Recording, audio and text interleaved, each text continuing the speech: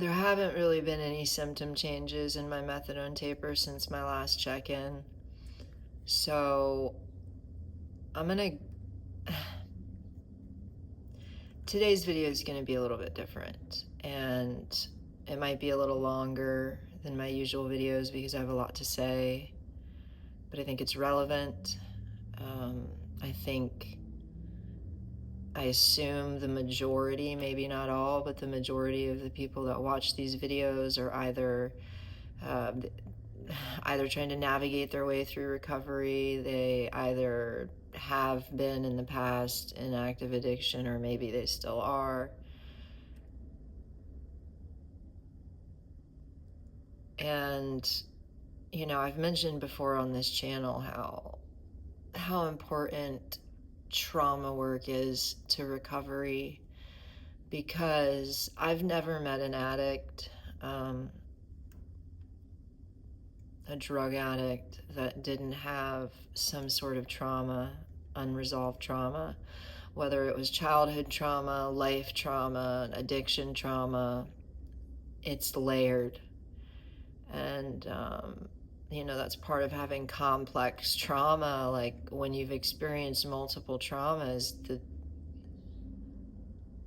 really damages. It really damages the soul. And something happened in my world. I mean, it didn't happen to me at all, but I have a good friend, and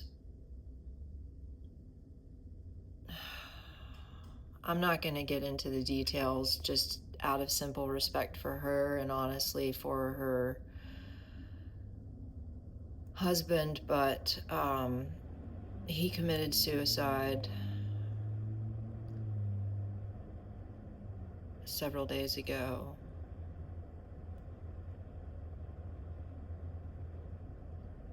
And this was his fourth and final attempt.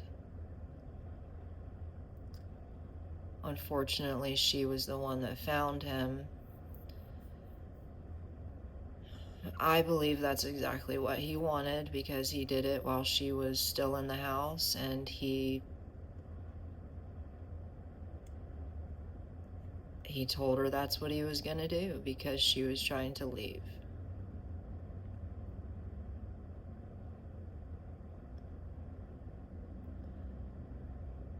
Why do I have the feeling that anyone watching these videos can relate to being in a toxic relationship like that? Maybe we have not actually experienced what my friend experienced, but I can say for myself, I have been in many relationships during my addiction where threats like that were often made. So I've been thinking about why that happens, because if I don't think about it, like, something good has to come from this tragedy. I mean, this man was in so much pain. He had so much unresolved trauma, very, very severe childhood trauma that he had just never, ever dealt with. And I think a lot of men, I think it's hard for a lot of men to go and talk to people when they've suffered abuse. But what I've learned, not just through this event, I mean, I kind of already knew it, but this has got me thinking about it. If you're an addict like me, who comes from a childhood that was full of emotional neglect and inconsistent parenting, a childhood where you had to be hyper vigilant about reading the room and learning the mood your parent was in so they didn't explode. children like that, often when they grow into adults, they prefer isolation, or, I mean, a nicer word for it would be solitude. Maybe that's what you could call it in recovery. But the maladaptive action is isolation. And I mean, it was adaptive at one point, but I mean, it served a purpose at one point. It kept us safe. But now as adults, it makes us fearful of really having a rich social circle, or like we just fear social interaction because we learned so young that these people that were supposed to keep us safe didn't. So our trust for humans runs, I mean, our distrust for humans runs deep. Like we just don't trust people. And so oftentimes I think what that leads to, and one of the reasons why addicts jump into romantic relationships so quickly that are often extremely toxic and full of trauma bonding, is because we're so desperate to feel that safety and that connection.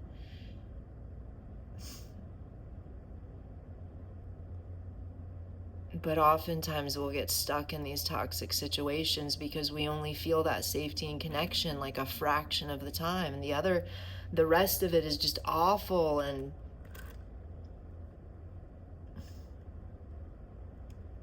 scary, really. You know, when I think about some of the relationships I've been in, some of the situations, some of the encounters, it was scary. And I think how many times something like this could have happened to me.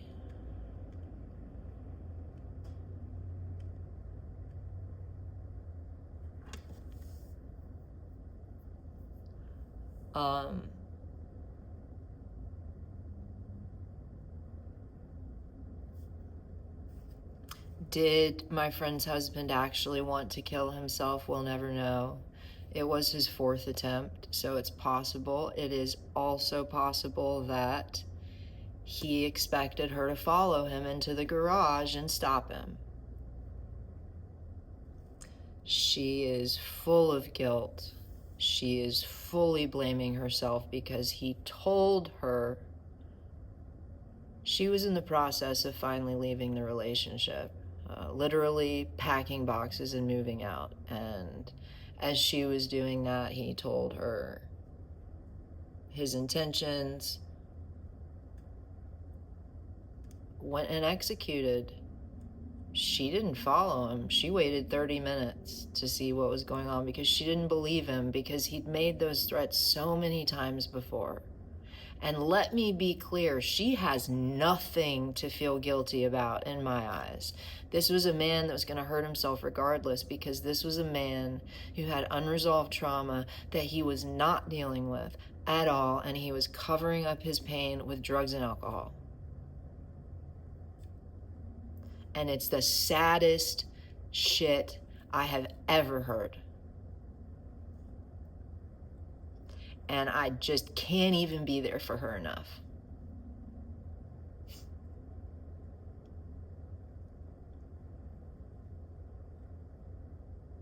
She's now a widow at 43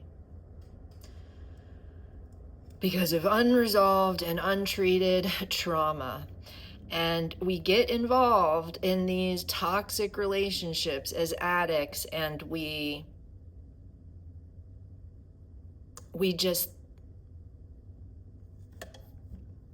have a fantasy. We have a fantasy about what it could be. We think maybe we can fix other people. We think maybe we can just love someone better. Like, love them until they get better. But deep-seated trauma, that takes years, sometimes decades of processing to work through. And that's why most people don't do it. It's tiresome, takes a long time, it's expensive to get the therapy, they don't see the point, they'll work it out themselves, but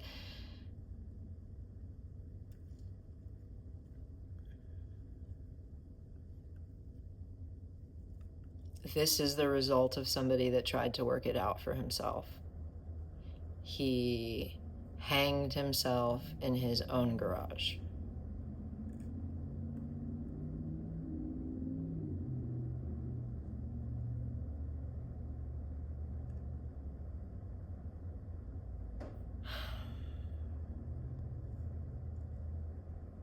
It makes me angry.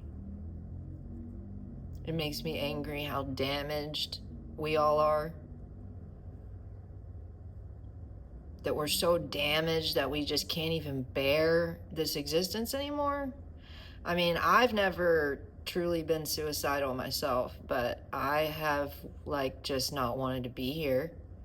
I've wanted to isolate to the point of, hermetism.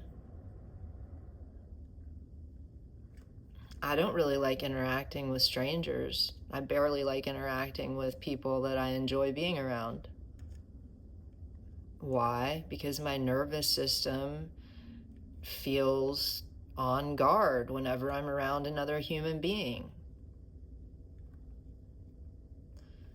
That's probably why when I meet someone of the opposite sex that instantly just feels right, there's this infatuation. And I think that happens with a lot of addicts because we go, oh my God, this person just made me feel better in some way. This is it. I have to be around this person for the rest of my life. But I'll just ignore all the weird pain that comes with it, because usually these people we pick as addicts are also trauma survivors, whether they're addicts in recovery or not, because we're like magnets to one another. It's just how it is. There has to be some kind of positive message from this absolute tragedy.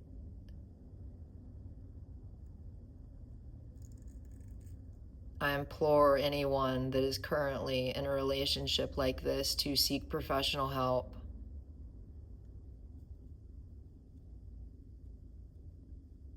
It's an extremely difficult and toxic situation to navigate on your own.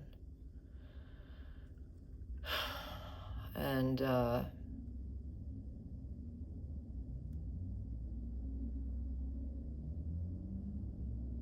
I guess that's really all I have to say.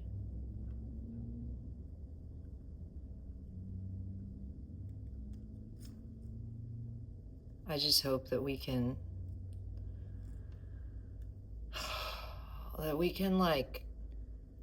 find peace within ourselves.